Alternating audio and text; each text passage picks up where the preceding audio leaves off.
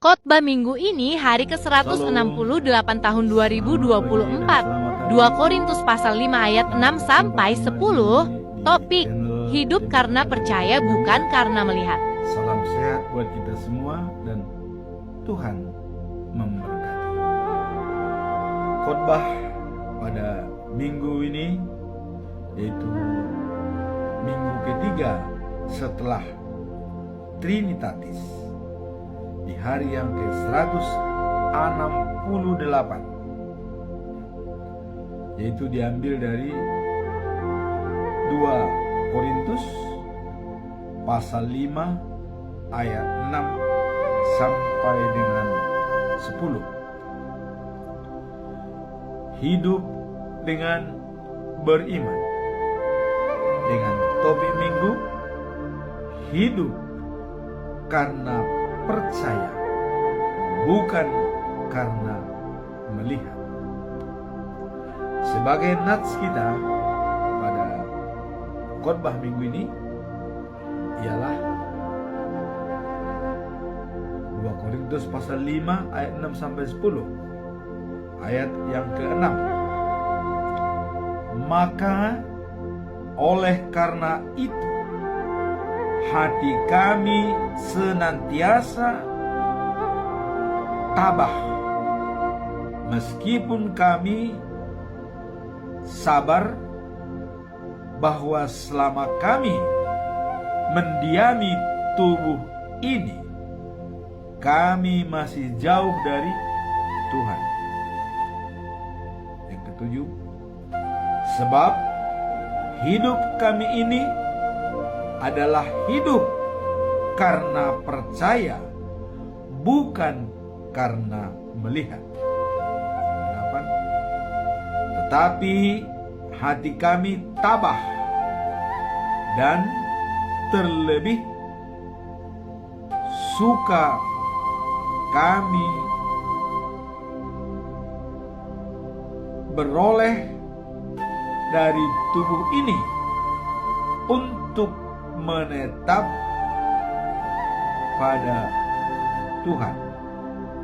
9. Sebab itu juga kami berusaha, baik kami diam di dalam tubuh ini maupun kami diam di luarnya, supaya kami berkenan kepadanya. 10. Sebab kita semua harus menghadap tahta pengadilan Kristus, supaya setiap orang memperoleh apa yang patut diterimanya sesuai dengan yang dilakukannya dalam kehidupan ini, baik ataupun jahat. Itulah ayat khotbah minggu ini, minggu ketiga setelah Trinitatis. Topik minggu tadi kita melihat hidup karena percaya, bukan karena melihat. Apa maksud daripada prinsip ini? Maksud hidup bagi orang percaya adalah mempercayai Tuhan tanpa harus melihatnya. Inilah pemikirannya, mempercayai tanpa harus melihat secara fisik, ya, tetapi meyakini dengan iman yang kuat. Tidak melihat secara fisik, tapi meyakini dengan iman yang kuat. Kalau kita melihat, inilah perbedaan antara filosofi ilmu pengetahuan dengan filosofi dari agama. Kalau ilmu pengetahuan, ya, saya misalnya mengatakan kepada Anda, ini gelas. Saya tunjukkan, ya, mungkin warna hitam. Anda mungkin kurang percaya, Wah, itu bukan gelas. Tapi Bapak buktikan. Kita pengen lihat, coba pecahkan. Kalau dia pecah berantakan berarti itu gelas. Jadi minta pembuktian. Inilah falsafah daripada ilmu pengetahuan. Dasarnya adalah ada pembuktian. Tapi kalau falsafah agama mengatakan, apakah Anda percaya bahwa Yesus adalah Tuhan sebagai juru selamat? Kalau ada yang mengatakan, ya, saya percaya. Wah, haleluya, amin. Tapi kalau ada tidak percaya, wah itu sama dengan si Thomas ya. Saya tidak percaya kalau bukan melihat lukanya. Maka Yesus mengatakan, Thomas, percayalah walaupun tidak melihat. Nah itu filosofinya. Nah kemudian kalau sudah dikatakan Yesus juru selamat, apakah kita harus melihatnya? Kalau waktu zamannya Petrus, Lukas, semua mereka melihat langsung. Tapi sekarang kita tidak melihat, hanya roh yang membimbing. Apa kita percaya? Nah, inilah hidup karena percaya, bukan karena melihat. Nah, kemudian dalam Yohanes 14 ayat 6, Yesus mengatakan, Akulah jalan dan kebenaran dan hidup. Tanpa melalui aku, tidak ada yang bisa sampai ke Bapa. Percaya atau tidak, believe or not, tergantung kita. Nah, jadi kalau kita sudah seperti Paulus mengatakan, habis gelap, terbitlah terang.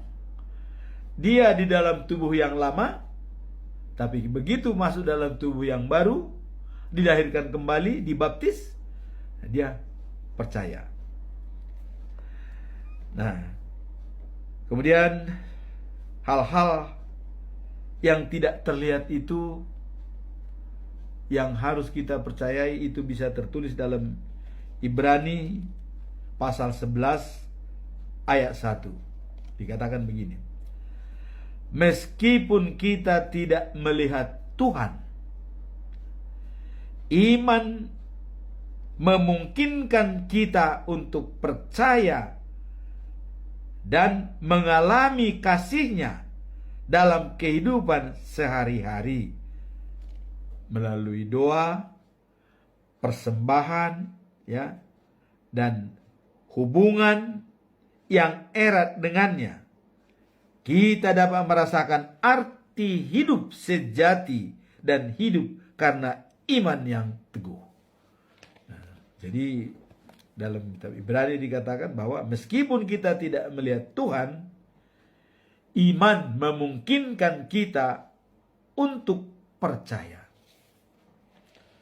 Nah, jadi sebagai kesimpulannya dalam Ibrani 11 ayat 1, iman adalah dasar dari segala sesuatu yang kita harapkan dan bukti dari segala sesuatu yang tidak kita lihat.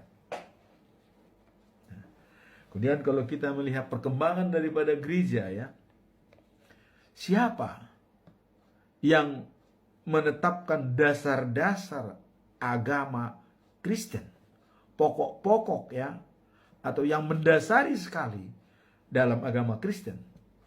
Martin Luther menyatakan, ya, ajaran pokok Kristen pertama adalah sola gratia.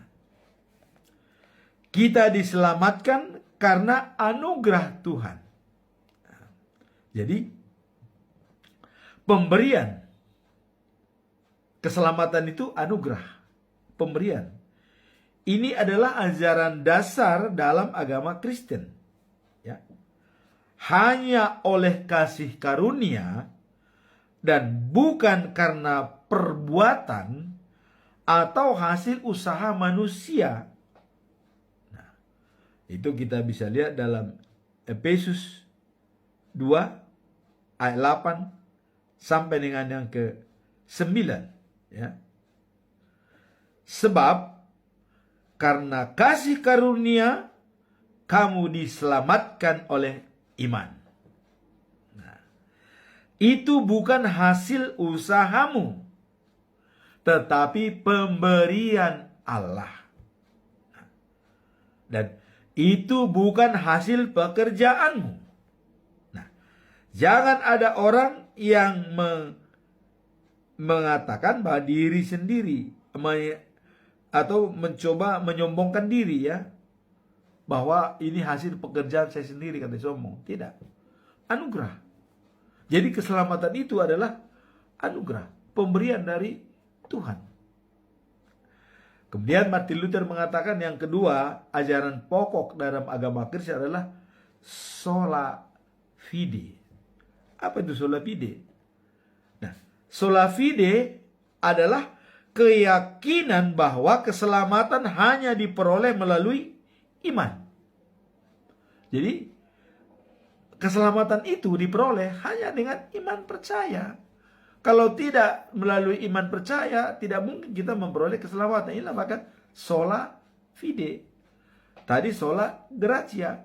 Ini hanya kita dibenarkan karena iman. Siapa-siapa yang sudah dibenarkan karena iman? Nuh, karena iman dia selamat, ya. Dibikin perahu, Tuhan mengatakan bikin perahu. Percaya dia, padahal belum datang air bah. Kok di gunung bisa bikin perahu? Apa yang menggerakkan? Iman, ya.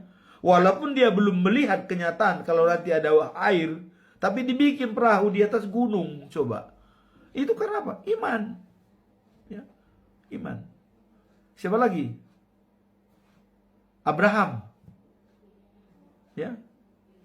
Anakmu berikan kepada saya, katanya. Dia dengan iman percaya. Nah, dan yang paling besar, Abraham, kamu pergi ke tempat yang tidak kusebutkan namanya. Pergi. Iman percaya. Ya, dia pergi. Bukan mengatakan, di mana saya pergi Tuhan? Bagaimana? Pergi. Pergi dia. Semua itu berdasarkan iman, ya, yang diberikan. Maka terkenal Abraham adalah nenek orang percaya. Percaya. Jadi dulu juga percaya, tidak harus melihat.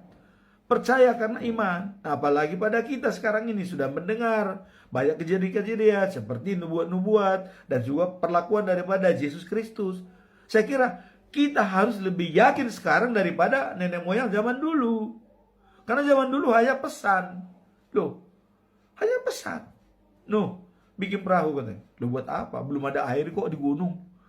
Abraham, kau pergi ke tempat tanah, tempat lain itu, katanya. Iman. Kemudian Musa, bangsa Israel, berangkat kalian di tempat yang kujanjikan kanan, katanya. Di mana? Belum lihat. Sampai 40 tahun perjalanan. Nah, jadi semua itu dikuatkan karena iman, ya. Nah, jadi sola fide tadi adalah keyakinan bahwa keselamatan harus diperoleh melalui iman, bukan pada hasil kekuatan sendiri, ya. Iman percaya kepada Yesus Kristus. Itu keselamatan sola fide.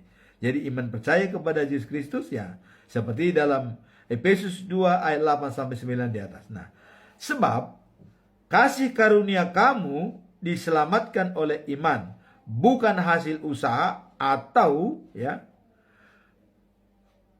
pikiran, ya, dan karena hukum agama yang seremonial. Bukan itu. Iman. Nah, jadi kita semua ini diselamatkan hanya berdasarkan iman. Contoh Nabi Nuh dan Abraham. Nah, kemudian ajaran Martin Luther yang ketiga adalah sola scriptura, ya. Ini adalah keyakinan bahwa Alkitab adalah satu-satunya otoritas dalam kehidupan orang percaya. Hal ini berarti bahwa tertinggi dalam segala hal, termasuk keyakinan dan praktek orang Kristen, itulah hanya Alkitab, hanya firman Tuhan yang menjadi dasar kita dalam membuktikan semua iman kita percaya kepada Yesus. Hanya Alkitab. Jadi tadi dikatakan pertama adalah sola gratia, bahwa keselamatan itu adalah anugerah. Anugerah Tuhan memberikan manusia untuk roh Allah, hadiah, ya. Dan anugerah Tuhan yang membuat Saulus menjadi Paulus, hidup gelap terbit terang, dari hidup gelap menjadi terbit hidup dalam terang. Kalau manusia yang zaman now adalah lahir pertama, kemudian dilahirkan kedua kali. Lahir kedua kali dibaptis atas nama Tuhan Allah, Yesus Kristus, dan Roh Kudus. Kenapa? Karena dosa turun-temurun itu diturunkan kepada anak-anak sampai keturunan ketiga, keempat. Terus berarti Adam diturunkan ke ketiga, keempat. Dari ketiga ke empat diturunkan lagi ketiga ke empat. Begitu terus sampai ke bawah. Jadi sampai akhir zaman manusia itu tetap berdosa begitu lahir. Tetap berdosa, tidak ada yang suci. Maka datanglah Yesus Kristus untuk menyelamatkan. Dikirim oleh Tuhan Allah, anaknya yang tunggal dikirim menyelamatkan manusia untuk dibaptis, percaya kepada Dia. Karena Dia berkata, akulah jalan, ya, kebenaran dan hidup. Tanpa melalui aku tidak ada yang sampai ke Bapa. Nah, ketiga inilah perlu kita sikapi dalam pedoman kita untuk mempelajari Alkitab. Nah, kemudian Mazmur 119 Raja Daud, ya, dikatakan bahwa tadi adalah sola scriptura, hanya Alkitab, ya. Ini dikatakan Raja Daud, ya, firman-Mu itu pelita bagi kakiku dan terang bagi jalanku. Pelita, cahaya. Cahaya dari langit, terang dari Tuhan. Maka kita selalu mengatakan terang dari langit, cahaya dari langit, terang dari Tuhan. Maka terangilah roh dan jiwa saya untuk menjalankan segala firman-Mu. Itu kira-kira pernyataan kita setiap saat kita harus cahaya dari langit, terang dari Tuhan. Terangilah roh dan jiwa. Maka jadilah terang dan garam. Ya, di Matius. Nah, kemudian dalam perikop hidup karena percaya, bukan karena melihat. Nah, jadi khotbah minggu ini merupakan surat Rasul Paulus, ya, kepada jemaat yang ada di Korintus. Ya, itu suratnya, ya. Nah, Paulus adalah pendiri daripada jemaat di Korintus, ya. Seperti tertulis dalam 1 Korintus 3 ayat 6.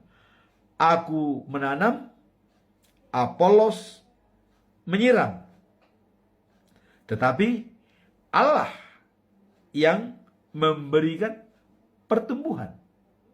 Jadi Paulus menanam, Apolos menyiram.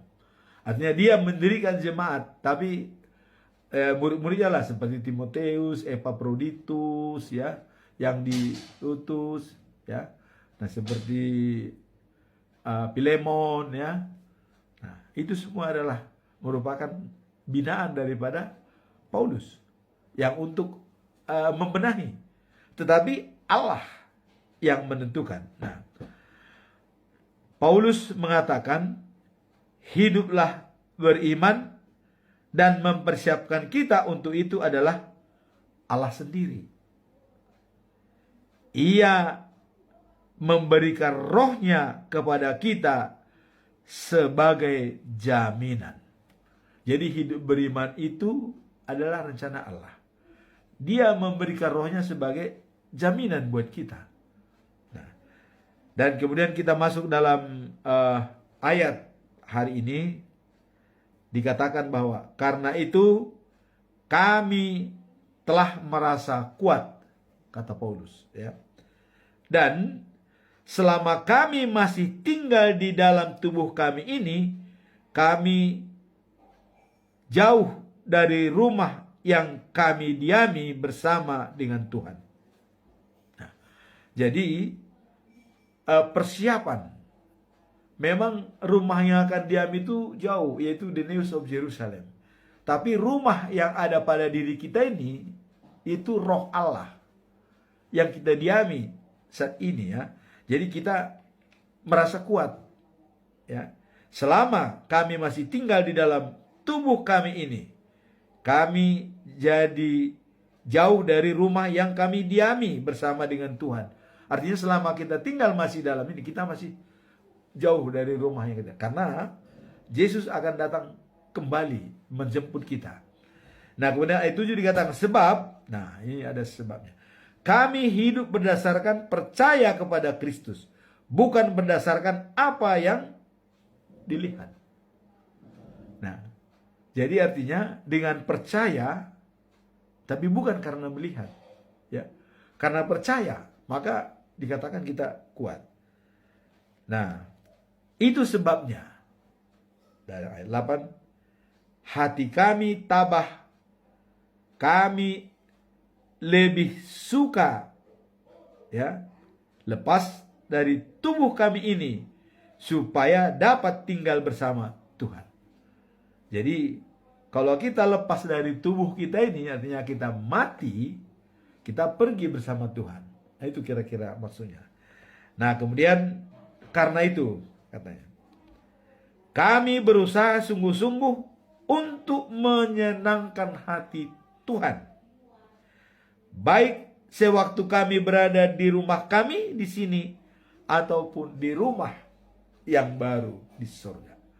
Jadi kita bersungguh-sungguh pada saat lahiriah, saat ini kita berada di dunia, karena dunia inilah tempat kita untuk menyelesaikan segala persoalan yang akan kita hadapi di surga.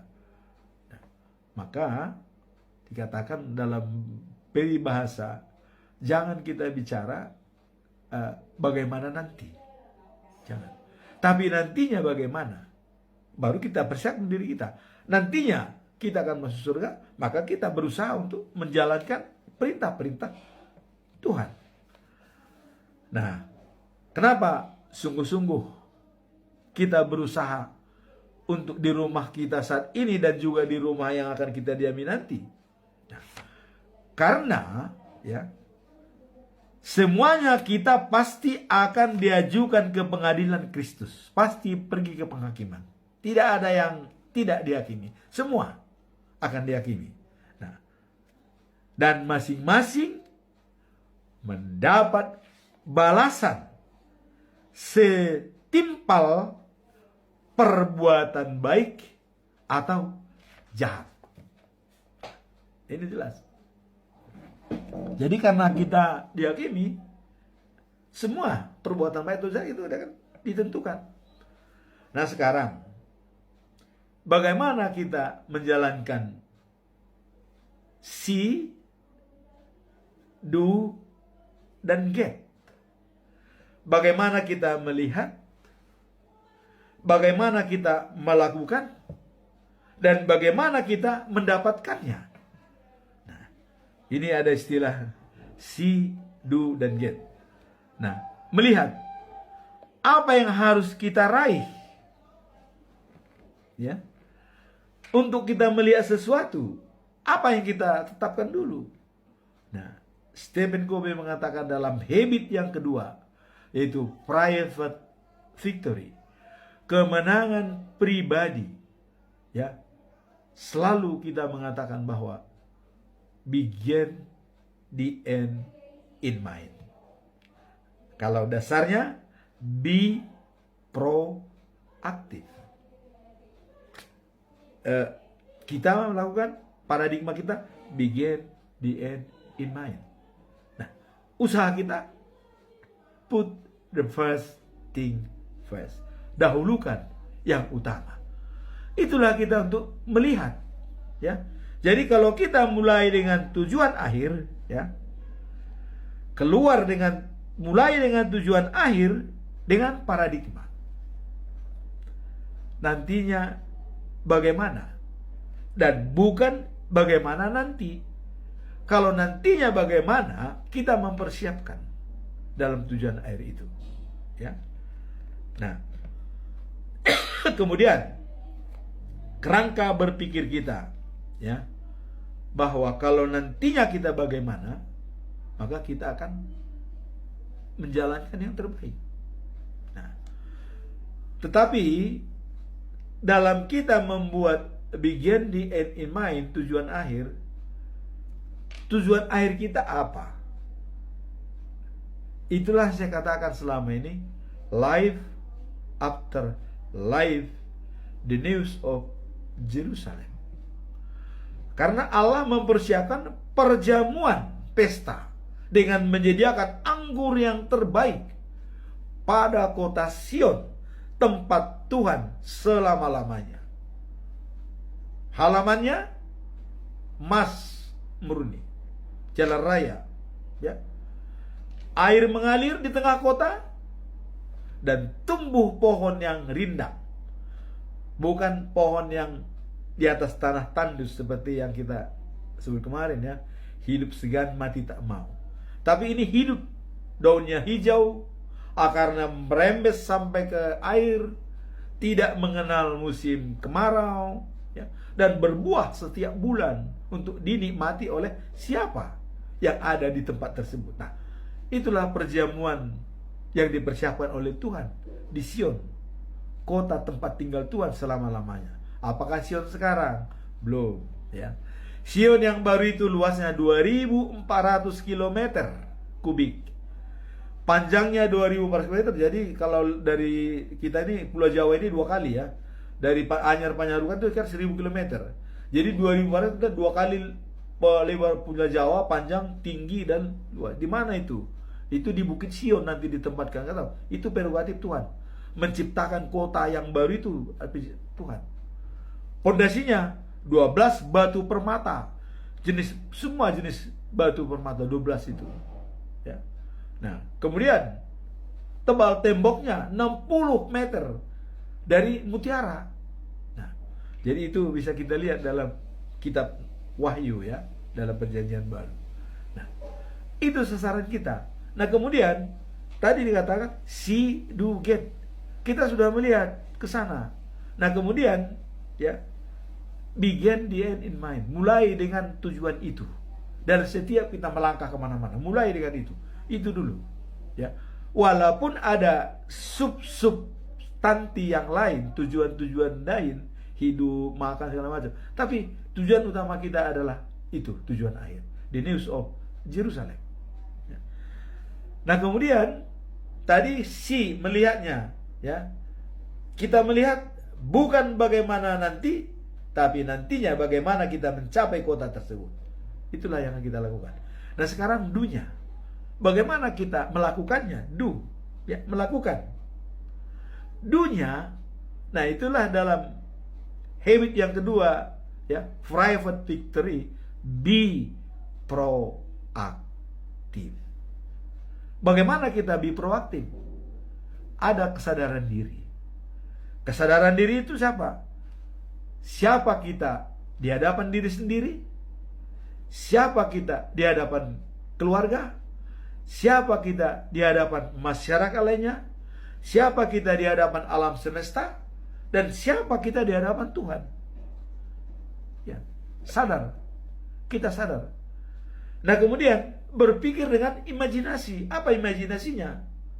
Korbankan jangka pendek, keperluan jangka panjang. Ya. Korbankan, misalnya ada kesempatan hari Minggu kita beribadah, ya, harus pergi ke gereja. Korbankan untuk memancing ajakan ke laut.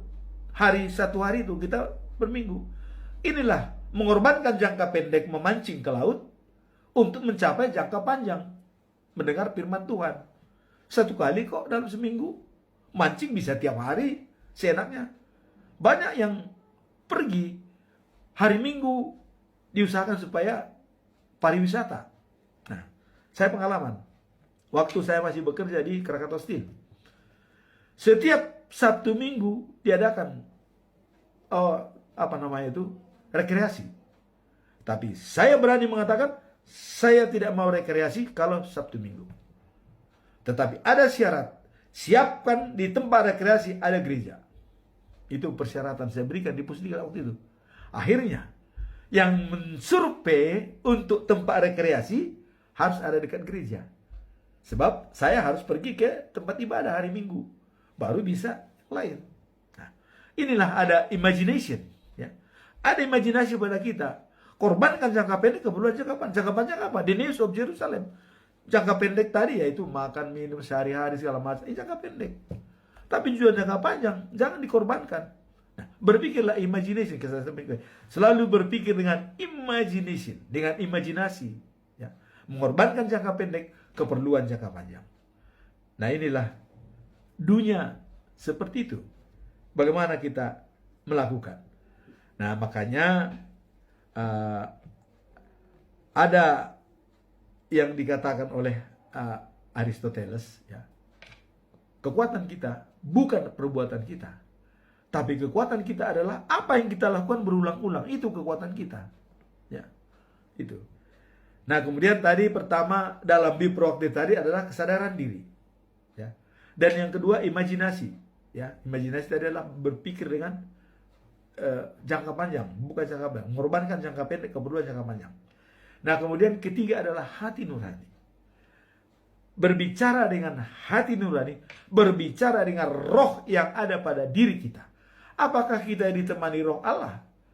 Apakah God sport kita tetap bercahaya dari dalam? Atau sudah ditutupi oleh belenggu-belenggu yang ada dalam hidup ini, sehingga dia tidak bisa bercahaya?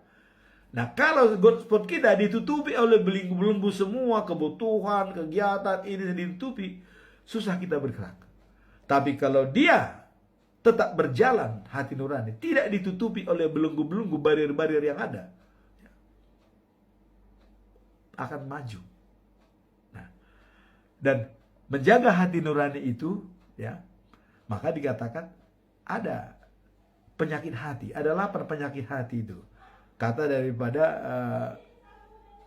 yang membuat apa tuh, ya, ISQ, bukan ISQ itu, ya, yang di Bandung ada penyakit hati katanya, ada 8.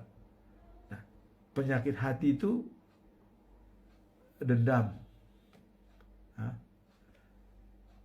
iri, ria, nah kemudian dengki. Dengki itu senang lihat orang susah, dan susah lihat orang senang. Menggunjing, ya. Nah, itulah penyakit hati. Nah, jadi hati nurani itu, ya, kita dalam mengambil keputusan semua, untuk memutuskan kita harus memikirkan ada 5 hal yang harus kita pikirkan. Dalam mengambil keputusan, cocok tidak dengan diri sendiri, itu dulu. Nah, yang kedua, cocok tidak dengan keluarga. Dan yang ketiga, cocok tidak dengan masyarakat. Yang keempat, cocok enggak dengan alam semesta kita mengambil sesuatu. Kemudian terakhir, sesuai enggak dengan kehendak Tuhan. Kalau itu sudah sesuai, jalankan. Itulah berpikir dengan hati nurani. Maka dikatakan yang paling sulit dalam hidup ini adalah mendengarkan relung-relung sunyi hati ini setiap hari. Nah, untuk menjaga itu katanya, ya, kata Stephen Covey, kita harus pergi dalam 4 ruang setiap hari. Apa ruang itu? Ya, spiritual capital, berdoa, ya. Intellectual capital, belajar dan belajar, Kemudian physical capital, ya. Kita menjaga kesehatan kita. Tubuh kita adalah teman kita untuk menguatkan iman kita. Ya, tubuh kita sebagai partner kita untuk menjalankan tugas kita. Kalau kita sakit-sakitan, repotlah kita untuk berbicara. Tapi walaupun kita sakit, hati kita tidak sakit. Ya, hati kita tetap sembuh, tetap bisa menyampaikan sesuatu walaupun sakit. Ya, tidak jadi masalah. Kita tetap berusaha untuk menjalankan apa tujuan kita. Nah, cuman lebih baik kita menjaga kehidupan kita. Makanya di dalam tubuh yang sehat terdapat jiwa dan hati yang sehat. Nah, kemudian yang keempat adalah social capital. Bagaimana kita mengadakan social capital? Nah, kalau dalam gereja, diakoni sosial, ya, berbuat, ya, berkasih sayang, memberi, ya, bersosialisasi, social capital. Nah, di mana kita bersosialisasi? Yaitu pergi ke gereja. Di situ kita bertemu dengan banyak orang. Itulah namanya social capital, bersosial, bukan murung diri di rumah. Nah, inilah cara kita untuk melakukan itu tadi. Kita masuk dalam 4 ruang tersebut. Nah, itulah dikatakan be proaktif, merespon segala sesuatu dengan 4 anugerah manusia. Kemudian yang keempat apa? Independent will, pengambilan keputusan. Bagaimana kita mengambil keputusan? Ya. Nah, dan everybody freedom to choice. Dan everybody must be responsible to his choice. Semua orang bertanggung jawab atas pilihan. Dan semua orang bebas untuk memilih. Jadi bebas untuk memilih dan bertanggung jawab atas pilihan. Bebas mengambil keputusan dan bertanggung jawab atas keputusan. Itulah yang dikatakan be proaktif tadi, untuk melakukan do kita, melakukan sesuatu. Nah, kemudian Aristoteles mengatakan bahwa kekuatan kita bukanlah perbuatan kita, tetapi kekuatan kita adalah apa yang kita lakukan berulang-ulang, ya, dan terjadi kebiasaan kita yang dirangkum dari 3 unsur: pengetahuan, keterampilan, dan hasrat. Jadi perbuatan kita bukan kekuatan kita, tapi kebiasaan kita yang berulang-ulang, itulah kekuatan kita. Misalnya kita baca firman Tuhan cuma sekali, itu apakah itu sudah termasuk? Bukan. Tapi kalau kita baca firman setiap hari, itu merupakan kekuatan kita. Olahraga kita lakukan sekali, apakah itu kekuatan? Tidak, tapi kita lakukan. Tapi kekuatan kita apabila kita berolahraga setiap hari dan setiap ada aturan main. Itulah kata Aristoteles, kekuatan kita, apa yang kita berulang. Demikian juga percaya kepada Tuhan Yesus Kristus. Kalau kita tidak terus berikan pencerahan kepada iman kita setiap hari, kita akan sulit menempuh jalan yang akan kita tempuh. Nah, jadi dalam ketiga tadi itu, pengetahuan, keterampilan, dan hasrat itu tergabung dalam satu kesatuan, dan keluarlah di sana habit kita, yaitu kebiasaan. Nah, tadi habit 3 untuk kemenangan pribadi, memenangkan pribadi kita, ada 3 tadi habit itu, yaitu be proactive, begin the end in mind, put the best thing first. Ya, menjadi kita proaktif, mulai dengan tujuan akhir dan dahulukan yang utama. Baru kita bisa memenangkan pribadi kita. Ya, itu kan. Nanti kemenangan publik itu ada lagi, tapi itu lain hal kita sebutkan, ya. Nah, kemudian yang sudah 3 tadi itu asumsi. Jadi di dalam hal dunia ini, apa yang kita lakukan? kalau Stephen Covey mengatakan, tanam pikiran, petik tindakan. Tanam tindakan, petik kebiasaan. Tanam kebiasaan, petik karakter. Tanam karakter, petik nasib. Nah, sekarang apa nasib kita? Inilah get, mendapatkan. Jadi tadi su, si, do, get. Sekarang bagaimana get? Bagaimana nasib kita? Nah, nasib kita, bagaimana kita mencapai nasib kita? Nasib kita adalah menjadi tujuan akhir kita, yaitu life after life, the news of Jerusalem. Nah, bagaimana cara, kata Paulus, ya? Nah, tadi Paulus mengatakan, kami berusaha sungguh-sungguh menyenangkan hati Tuhan. Ya. Baik sewaktu kami masih di dunia ini, di rumah ini, ataupun setelah berada di rumah baru sekarang. Jadi, menyenangkan hati Tuhan.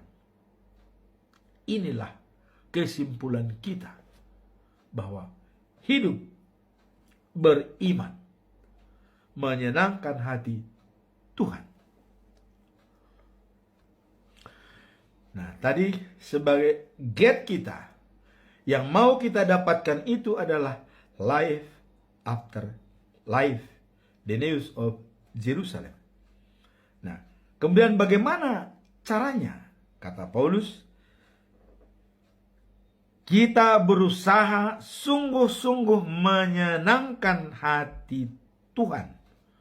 Baik waktu kita masih di rumah kita saat ini sekarang, di dalam diri kita, maupun setelah kita berada di the news of Jerusalem. Dalam perjamuan pesta yang disiapkan oleh Tuhan. Dengan sapi yang gemuk-gemuk, makanan yang gemuk-gemuk, dan anggur yang terbaik. Kita diundang semua. Nah, itulah tadi katanya, setiap orang akan menuju ke sana. Nah, sekarang bagaimana kita berada di dunia ini? Karena semua orang pasti mati. Nah, dan umur manusia telah dibatasi oleh Tuhan hanya sampai 120 tahun. Ini yang menjadi bagi kita. Apakah selama usia kita ini bisa kita manfaatkan? Nah, dalam hal yang lalu, Daud mengatakan, kebajikan dan kemurahan berada pada diri saya seumur hidup. Dan saya berada di rumah Tuhan sepanjang masa. Wah, ini sangat enak nih ya. Dan juga dalam khotbah terakhir juga hari ini, ya, epistel nyanyian untuk hari Sabat, ya, nyanyian untuk hari Sabat. Jadi semua kita manfaatkan untuk bermain, memuji dan memuliakan nama Tuhan. Baik itu musik apapun, kita nyanyikan kepada Tuhan. Hidup kita selalu bernyanyi untuk Tuhan. Nah, inilah merupakan usaha kita selama kita hidup, ya, memuji dan memuliakan nama Tuhan yang maha tinggi. Ya. Nah, ini Daud sebagai contoh atau role model dalam hidupnya yang mengatakan kemurahan dan kebajikan ada pada diri saya seumur hidup. Dan saya berada di rumah Tuhan sepanjang masa. Nah, makanya Daudlah diberikan, ya, bahwa keturunan Daudlah yang menjadi pemimpin dunia ini, raja dari segala raja itu, lahirnya Yesus Kristus dan dijanjikan oleh Tuhan Allah. Itulah yang menjadi pedoman kita. Nah, kemudian kalau kita melihat dalam Kejadian 6 ayat 3. Kenapa umur manusia 120 tahun? Ya. Tuhan menetapkan batas usia manusia hanya 120 tahun. Ya. Hal itu mengajarkan kita untuk menghargai waktu yang telah kita terima dan menjalani hidup dengan penuh kesadaran akan batasan umur yang telah ditetapkan Tuhan. Jadi dengan terbatasnya kita di dunia ini, ya membuat kita supaya tetap sedia anytime. Nah, apalagi kalau umur hanya diberikan sampai 50, ya. Nah, tapi kalau dalam kitab Mazmur 90 ayat 10 dikatakan umur manusia umumnya mencapai 70 tahun. Jadi bagi orang yang 70 tahun, apakah selama 70 tahun dia memberikan terbaik bagi Tuhan, dia lulus. Nah, atau 80 tahun jika kuat. Nah, jadi kalau saya hari ini sudah 70 tahun, tinggal 10 tahun lagi masih kuat tidak? Nah, kemudian sampai 120 tahun batas. Apakah kita masih kuat? Tapi kita lihat Musa umur 120 tahun masih bisa naik gunung, matanya belum rabun, dia masih bisa. Nah, jadi kita manfaatkan selama hidup ini, ya. Kita akan berusaha untuk memakai kesempatan. Yang pertama tadi adalah kita percaya walaupun tidak melihat. Dan ini sudah dibuktikan oleh orang-orang yang ada zaman dulu seperti Nabi Nuh, ya, juga Ibrahim atau Abraham, ya, sudah menjalankan hal itu. Nah, kemudian bahwa dalam kesimpulan perikop kita, ya, itu di dalam Prakhotbah, sungguh baiklah bersyukur kepada Tuhan dan, ya, memujinya karena Allah yang maha tinggi. Jadi bersyukur kepada Tuhan dan memujinya dengan segala apa yang kita miliki. Kalau kita punya musik gambus, punya musik segala macam, atau organ atau apapun, kita manfaatkan itu untuk memuji dan memuliakan Tuhan, terutama diri kita sendiri. Nah, karena itulah yang menyenangkan hati Tuhan. Inilah tugas utama kita. Jadi mengenai perikop hari ini dikatakan bahwa hidup karena percaya, bukan karena melihat. Dan selalu kita menyenangkan hati Tuhan. Dan tugas kita adalah bagaimana supaya menyenangkan hati Tuhan setiap saat, seperti yang dilakukan oleh Raja Daud. Kemurahan dan kebajikan ada pada dirinya seumur hidup, bukan seumur jagung atau seumur remaja, tapi seumur hidup sampai dia mati. Kemudian sepanjang masa dia berada di rumah Tuhan. Jadi perlu kita ingat kembali, jangan korbankan jangka panjang keperluan jangka pendek. Jangan kamu tinggalkan rumah ibadah karena hanya untuk memancing atau pekerjaan-pekerjaan yang lain. Fokuslah kita dalam satu hari untuk menuju life after life, the news of Jerusalem. Amin. Tuhan memberkati.